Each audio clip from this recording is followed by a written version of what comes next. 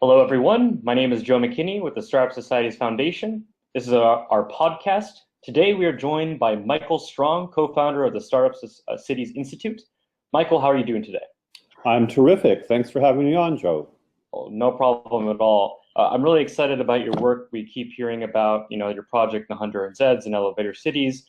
So basically, I first want to understand, what is your conception of a startup city? Well, I would say I got to this through the working on zones. About 15, 20 years ago when I co-founded Flow with John Mackey of Whole Foods, we both had a vision of entrepreneurial solutions to world problems. And I came from the left. I'm a do-gooder. I care most about reducing poverty, eliminating conflict, and so forth. And I discovered through a man named Mark Fraser, who had worked in the free zone industry for decades, that zones had been the most effective way to reduce poverty and create growth around the world. And so as I got into zones, I soon learned that while zones are sometimes effective and sometimes not, and in general, they're more likely to be effective if it's private investment based as opposed to government subsidized or government controlled, that zones would be even better if they had their own legal system. That is, in many countries, one of the reasons why there's no prosperity is because of the legal system. Weak property rights, weak rule of law, so forth.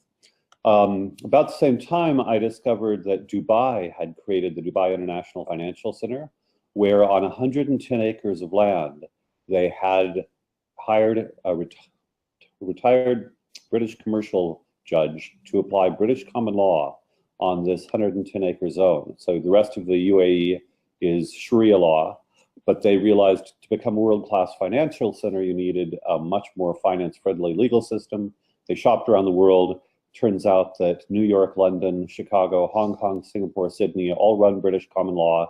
Let's just be sensible and run British common law. And as a consequence, Dubai is now a top 20 global financial center, having started less than 20 years ago. So this combination of a zone with a legal system that is higher quality creates a fabulous opportunity, sort of a blank slate with a much better foundation for creating new jurisdictions that allow both innovation and prosperity creation. So that's a real quick zip through of my orientation, but I'll pause there. Well, it covered a lot of ground.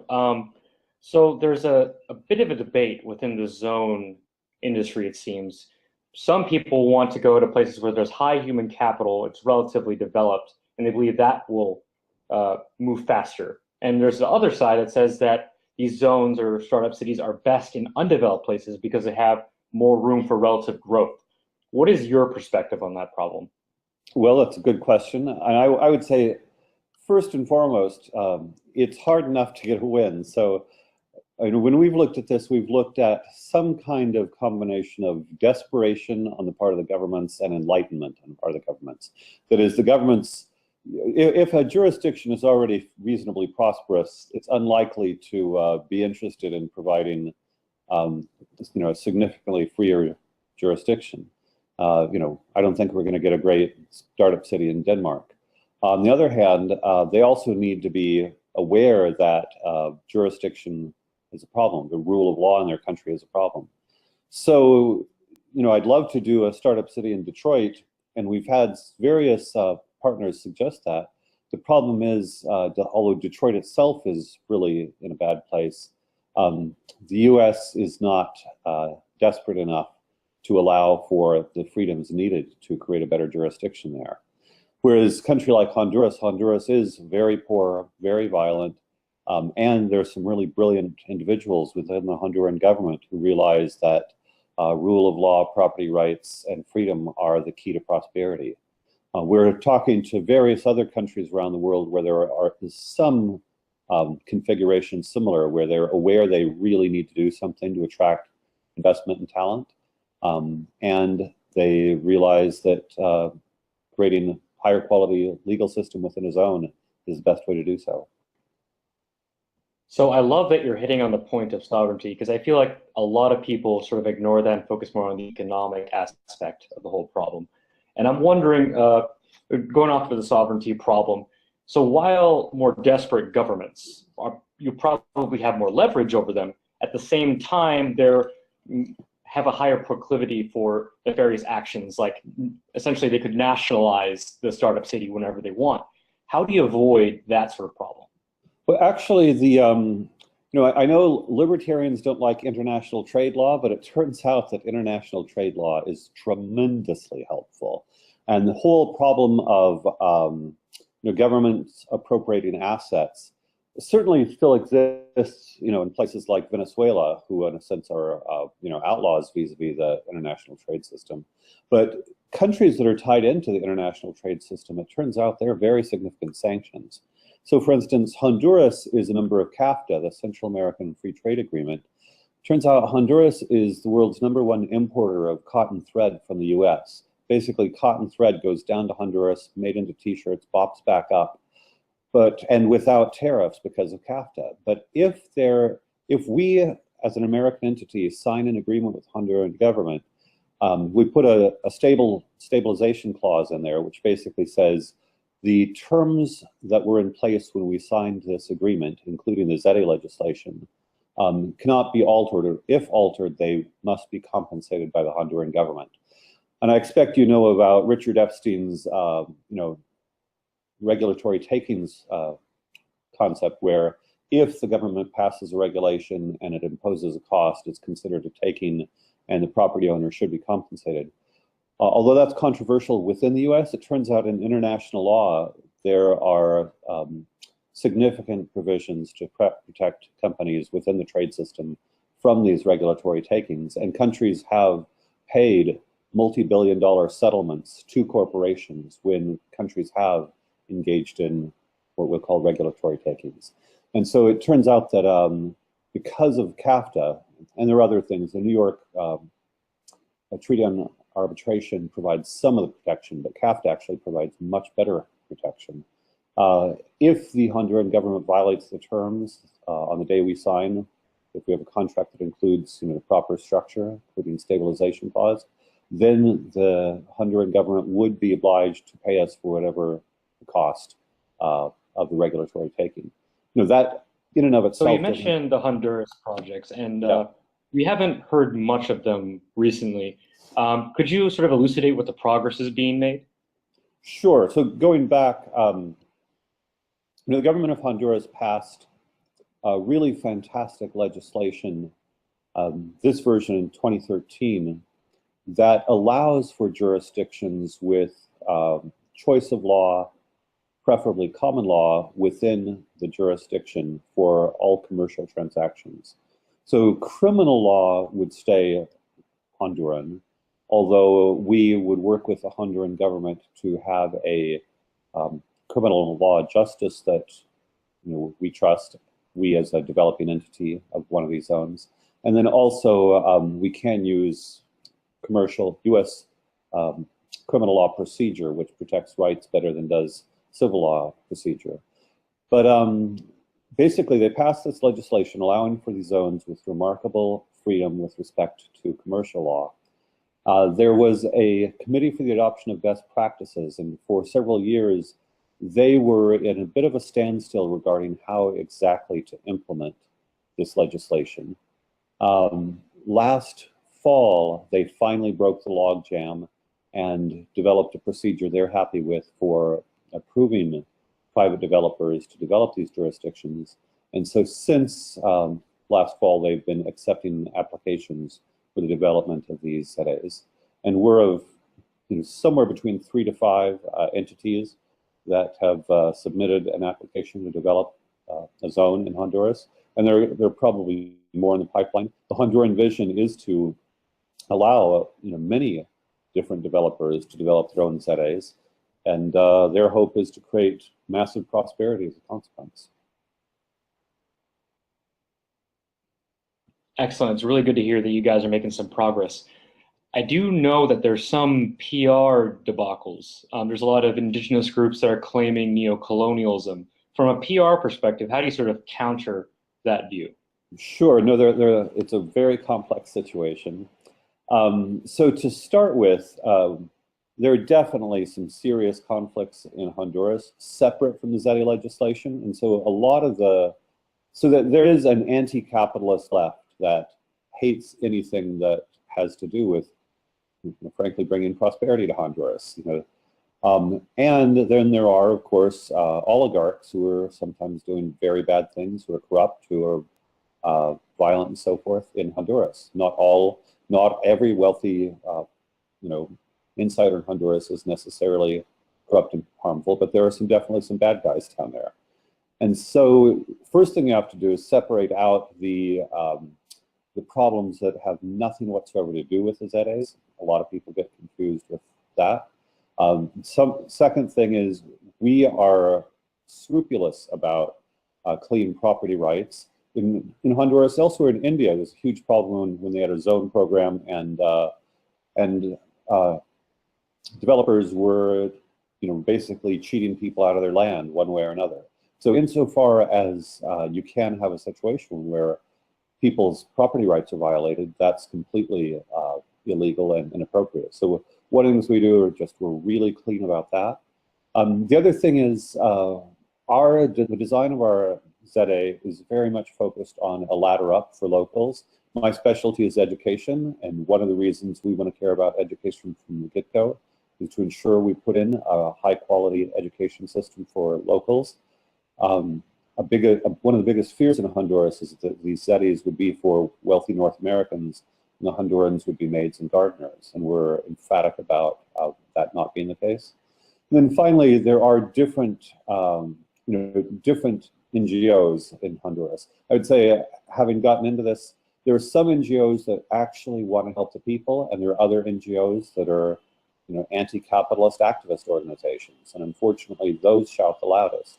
So we also develop relationships with the NGOs that actually want to help the people, as well as the churches in Honduras, so that we have a good relationship with people who have the trust of local communities, and we work to ensure that the local people have real opportunities. Just early on when we were doing this, we asked somebody in the government who was against this, and they said there are 5% on the left who are against this on anti-capitalist ground.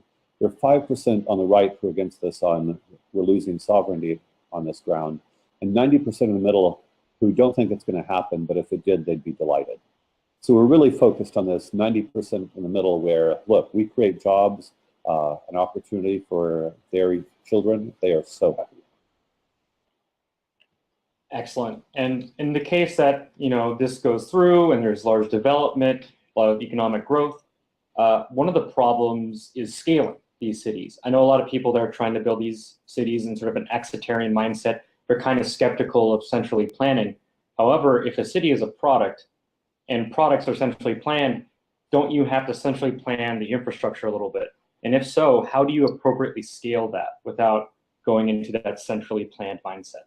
No, that's a good question. And, in the abstract, it sounds like a problem. And yet, it turns out a lot of communities in the US were privately developed.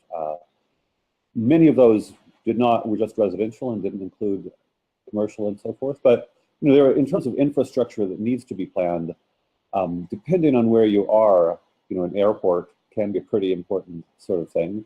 A port can be a pretty important sort of thing.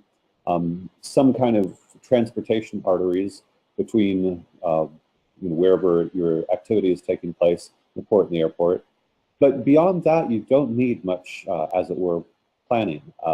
You need to have adequate infrastructure in terms of water and sewage and so forth, but many of those systems can be fairly local.